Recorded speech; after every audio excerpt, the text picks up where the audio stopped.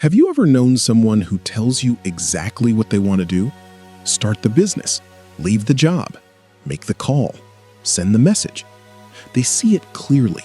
They talk about it all the time. They even know the first step. But the day comes and goes, and nothing happens. Then another day, then months. Psychology says this isn't laziness, and it isn't a lack of willpower either. It isn't even really about the task itself. There are deeper reasons why the brain refuses to move, even when the mind is completely convinced. And once you understand them, the pattern becomes almost impossible to miss. 1.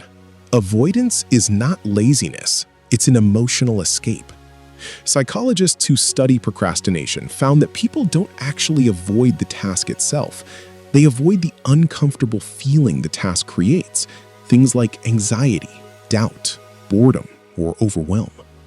The moment that feeling shows up, the brain looks for the fastest exit, and scrolling, snacking, or cleaning the kitchen all work just fine.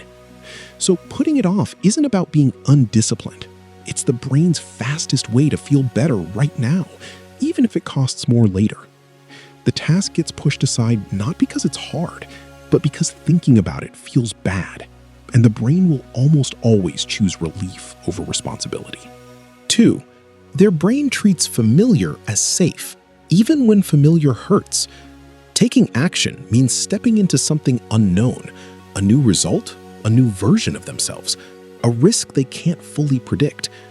The brain's core job is protection, not progress, and unknown outcomes register as danger, no matter how badly someone wants them. So it quietly prefers the misery it already knows over the uncertainty of something better. This is why people stay in jobs, relationships, or routines that drain them for years. Staying stuck feels safer than changing, simply because staying stuck is predictable. 3. Naming the goal feels like a threat. As long as a dream stays vague, something like, "I want a different life someday," there's no real commitment and no real risk of failing. It's safe precisely because it's undefined. But the moment someone gets specific, names a number, a date, or a plan, the goal suddenly has a deadline, a shape, a way to be measured, and a way to be missed. So instead of getting clear, they stay comfortably vague, because clarity feels like signing up to be judged, and vagueness never has to answer to anyone. 4. Self-criticism quietly backfires. Many people try to force themselves into action with pressure, telling themselves they're lazy, undisciplined, or running out of time. It feels like tough love, and it feels like it should work. But research links this kind of self-criticism to more avoidance, not less.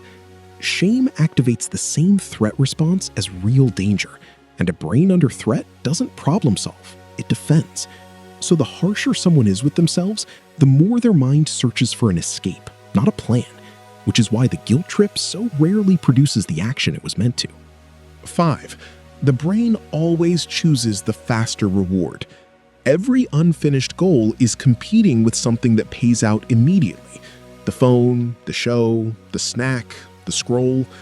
The brain's reward system is wired to prefer a small win now over a bigger one later, even when someone consciously wants the bigger one more.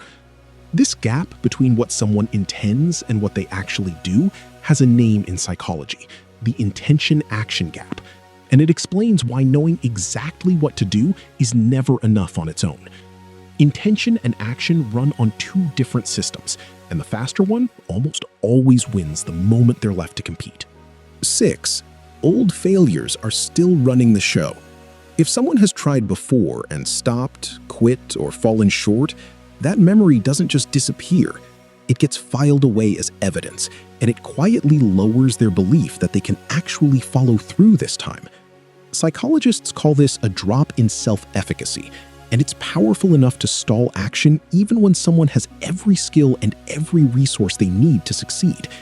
It's not that they can't do it, it's that some part of them no longer expects to, so they hesitate before they've even started.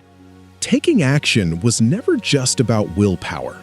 It's about a brain trying to protect someone from discomfort, uncertainty, judgment, and old disappointment, all at once, often without them even noticing it's happening. And the people who move forward anyway aren't the ones who silence those signals or wait for them to go away. They're the ones who feel them fully and act in spite of them. That's the real difference between staying stuck and finally starting. And it has nothing to do with how badly someone wants it.